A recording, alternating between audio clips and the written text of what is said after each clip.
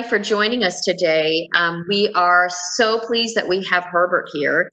Herb from the SBA, just to give us information on all of the updates with the current loan situation. There's a lot going on. This is a moving target. Every day is something new, but we wanted to let you know what's happening right now here so you can take advantage of it as soon as possible. So without further ado, I'm going to go ahead and hand it over to Herbert. Herbert, welcome, and thank you again for participating with us and doing this, giving us the updates on what's now, what's happening, what's next. Thank you so much. Thank you so much, and thank you for inviting us to join you again. So a couple of things happened. As you know, we had a lapse in appropriation. We ran out of money. We spent the entire 350 billion that was given to us for the EIDL and the PPP program. We think we did extremely well from our perspective. We did over 1.66 million loans to small businesses the first time around. Within 13 days, we had exhausted every single penny we had. Then, of course, we got a new appropriation to the third stimulus package of 310 billion for the PPP program, then the 70 billion for the EIDL program. Right. The EIDL program has been, I will say it, and has shown a total disaster from the outset. And of course, it's easy for us to the reason why it never worked. And I will again, as I said, admit the fact that it was a total disaster, but there is a way to explain it. The disaster program never had carried such a heavy lift, heavy weight. The most loans they ever accepted in the system was during Katrina in 2005, was about 300,000 applications. And the system wasn't designed for that. The system crashed early on 2005. And I will tell you that people at the highest level lost their jobs. In Harvey, they got about 250,000 applications. They were able to handle Harvey very well. Right now, we're talking about 5.5 million applications receiving the system. And the program crashed initially. We had to hire a company to set up a new system for us. So anyway, when the program reopened, when we were giving money again, they realized that they really didn't have that much money to support the program the way it was designed. It was designed to provide $10,000 as a loan advance to everyone. Furthermore, it was supposed to provide up to $2 million if your application required $2 million. That's what you should be getting. A couple of things happened. So they did say that you would get the advance within 3 days, up to 2,000. So in the process of so many applications coming in, they started to make decisions, not the right decision. One, decided it was not 10,000. They meant up to $10,000, meaning if you have 10 employees or more, you get the full 10,000, but it's really 1,000 per employee. So some people were very surprised to be receiving 1,000 or 2,000, if any. Secondly, the decision was just made this weekend. It became official this weekend that the maximum loan amount cannot be more than 150,000. Now, if you remember under the EIDL, you never really put in an amount. Based on the information that you provided, loan officer, once the application gets to a loan officer, they would have decided how much money. Up to 10 million. Now suddenly it's 150,000. Okay. So the costs start coming in. You know, I thought I was supposed to be getting 500,000. I was told I was going to get 400 or 500. What happened? How can you change? So that's not good news. The other thing is, when we got money, the system opened, but only for farmers. Right. Firms are engaged in agricultural business. That means if you had not applied the first time, you can no longer apply. The program has shut down, I think, for good. I think we're not going to be talking about EIDL for a long time. Yeah. The call now is the status of my loan. We give an 800 number to folks, and they still cannot get the right answer. So what we're doing right now, if somebody if you know someone since I want to apply is complaining, cannot get an answer from the 800 number, what we do now, we're gathering the loan numbers. People would call our office. We're gathering the loan application numbers and send it to the disaster center where they actually process the loans. We have established a relationship at that office. That office happens to be not too far away from my office. So we are able to give somebody the right answer, not just well, we cannot see your applicant, give us a call next week. So people are so disgusted with these answers. So we found a solution for the loans that are already in the book, but now the system is gone. We'll never reopen again. At least that's my view. The agency hasn't made it official, but I know better. Right. Now, in terms of the PPP, we didn't do bad. We didn't do too bad. From my perspective, we did very, very well. The program had some success in that the first tranche of money, which is the 350 million, in 13 days, we had exhausted every single penny.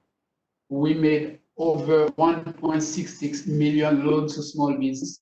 75% of those loans were 150,000 or less, meaning that business were getting money.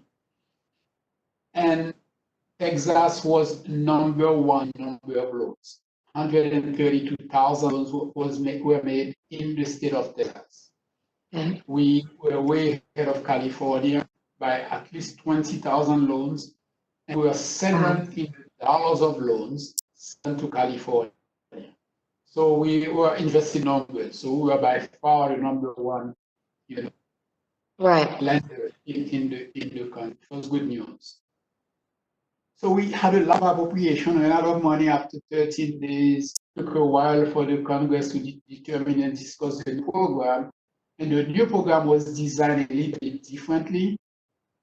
They wanted to pay a lot of attention, recognizing the failings of the larger businesses who had made their position being, we're only going to serve our clients. And it was not the client who is putting $10,000 in a bank. It was more like a person who would have had a loan with them already. So they call it a credit relationship, not a deposit relationship. So they were the people who call at home, hey, good morning, how are you? Apply. Right. So a lot of those banks were not paying attention to the smaller guy who needed $40,000, $50,000, $60,000. So they were That's disappointing. Very disappointing, nevertheless, we're getting all from the media and small businesses saying you gotta be able to do something. Unfortunately, as the system we live in, the big banks can make a decision. We're saying the loans will provide 100% guarantee, but they had a choice, unfortunately, which didn't work too well for the small businesses. Nevertheless, small businesses were able to get loans from regional banks.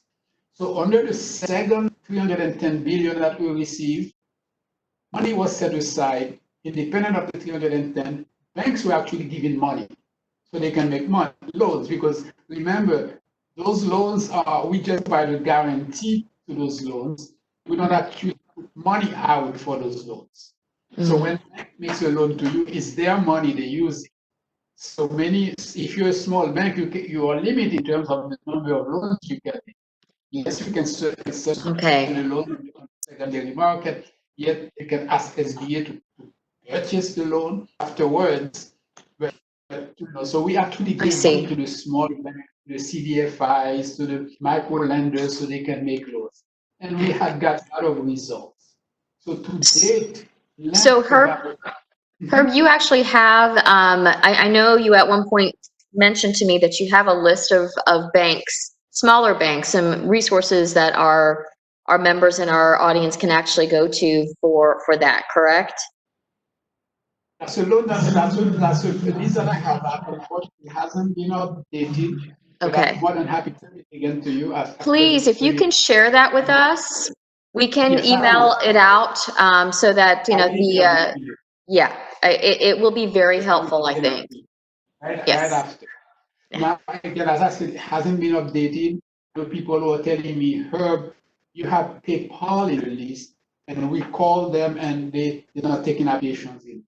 Or you have, because a lot of the fintechs have been approved to do SBA loans. So a lot of them apparently, have exhausted whatever they had in Well, that's a moving reserve. target, right? So, I mean, every day Exactly. something is, they're at their capacity. So it's just, this is crazy time. So I think there'll be some forgiveness there. I think people will understand you can't update every 2 seconds because it's hard to keep control over that. So So we understand, but and resources are still resources. So we appreciate that. the way we came up with this is when a bank calls, because we get a lot of the new banks that have been approved to go through us. So we will ask them what their intentions are. Some of them will say we take it, so we take their name down. So maybe now they run out of money, they change their mind. So Right. our list dated April the 23rd hasn't been updated, but it's not a bad list.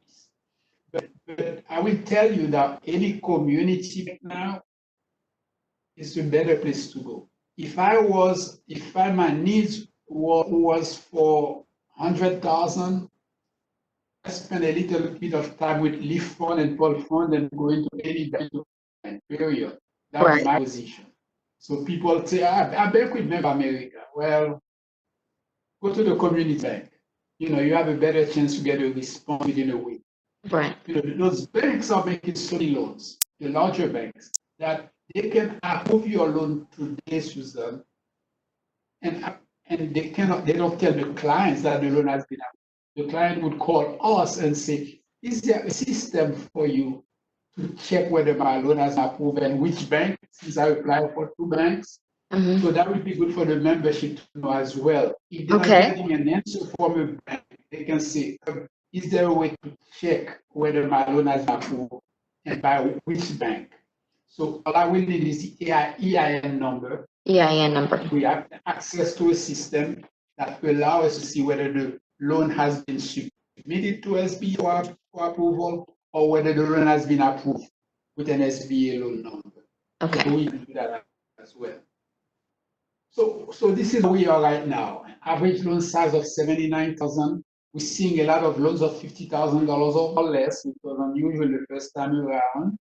A lot of people who had gotten loans that they shouldn't be getting as well until Thursday to return the money. Otherwise, they be fined. And we still have $120 billion to that.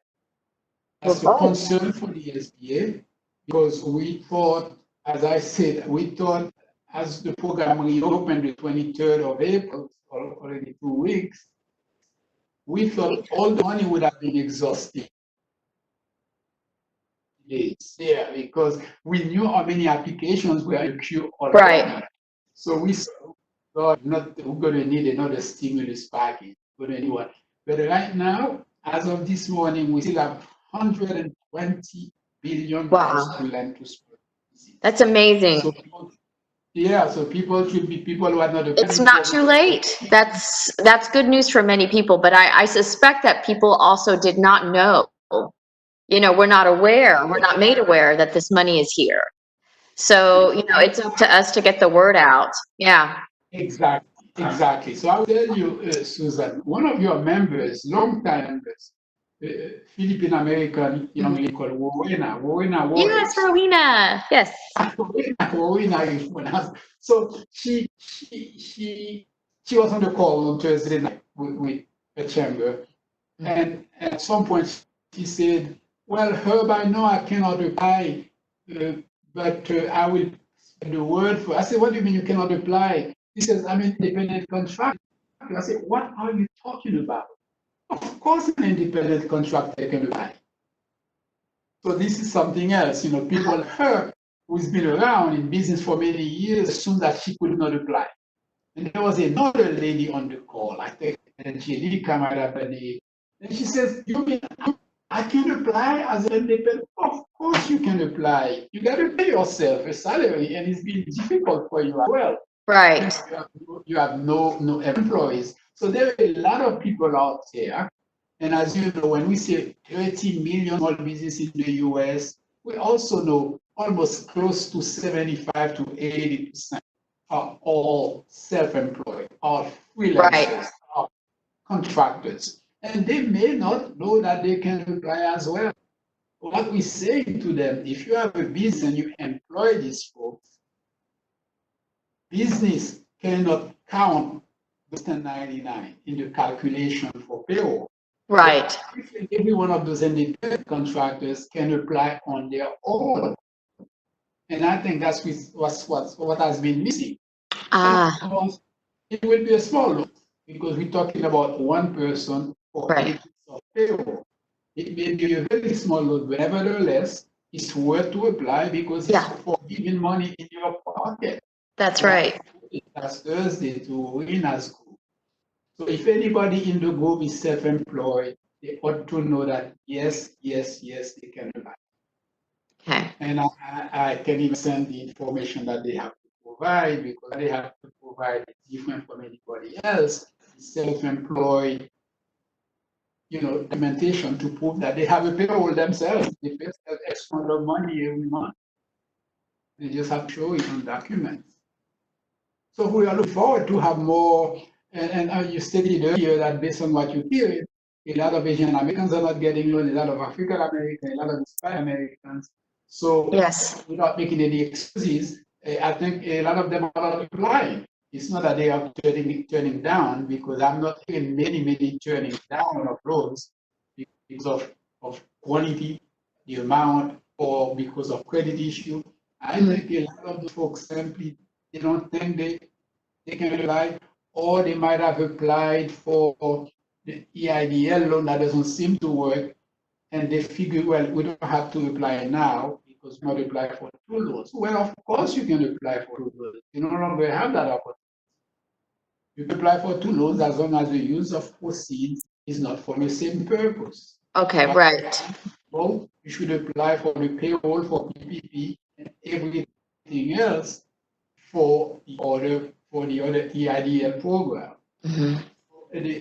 As I said, the PPP is still available, 120 billion as of this morning. Still looking forward to lend more money to folks. No, that's great. That's amazing.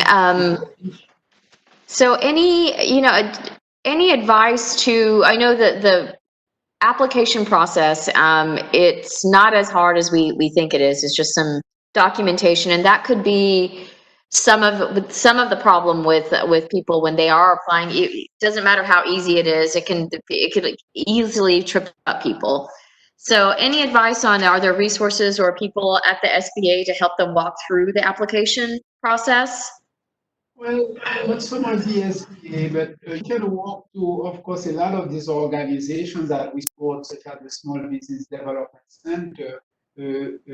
That's all they're doing right now. Help people with their loan application. Lenders, okay. Yes, unfortunately, they may not be available in offices, but I know I just provided the telephone number of someone. You probably know it, Judy Collins. Judy Collins worked for the SBDC Dallas in your building, and she is brilliant when it comes to helping people with financing issues, with application issue. I do have a cell number, and I've been telling people, call that number. She'll be more than happy to help you, because that's what the SBA asked them to do right now, nothing else. Helping clients with the application. The next thing we have asked them to do is, a lot of people who are getting turned down for credit under the EIDL program, a lot of them, they can go for reconsideration. Okay. So maybe they need to correct something in their application package. Maybe they want to take a look at their credit so they can be moved upon next 2-3 months so they can reapply again. So the SBDCs have been asked to help these people. So in your area, I would say the SBDC Dallas office. Yes. I know that they may be working at home. I may not have the telephone number of everybody, but I do have the cell number of one of the most dynamic consultant advisor in that office. Right. Okay, that's good to know. It's navigating some of those documents can be challenging for, people that are fully, used to filling out paperwork. But for those that are not, it can be a little daunting and asking for document A or document B, proof of this, proof of that. And I know the lenders are very apt and very quick to be able to answer those questions. But it's nice to have resources on both sides to be able to do that. So thank you. Yeah. Yeah. The lenders are overwhelmed. We need to submit an application that is complete for the issue. If you're missing something, the lady I spoke this morning to, she just got denied because the information she provided was not the proper information. Right. And so I told her, That's so well, important. Judith, go to Judith, she can help you put the packet together so you can reply before we run out of money. Right. So deadlines, is there a deadline for this application this round? Yeah, so as you know, there is the dead date for receiving application, for applying for application would have been in June.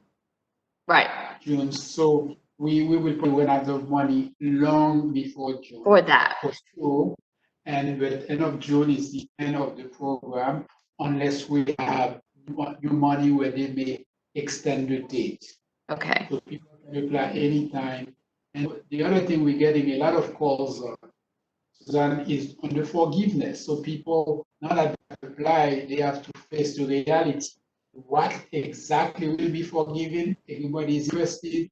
And what we keep on saying, well, you submitted payroll information, you apply for a loan, your payroll times 2.5, so there is a little bit money left over. Right. That will be a loan that you have to carry for 2 years at 1% interest rate.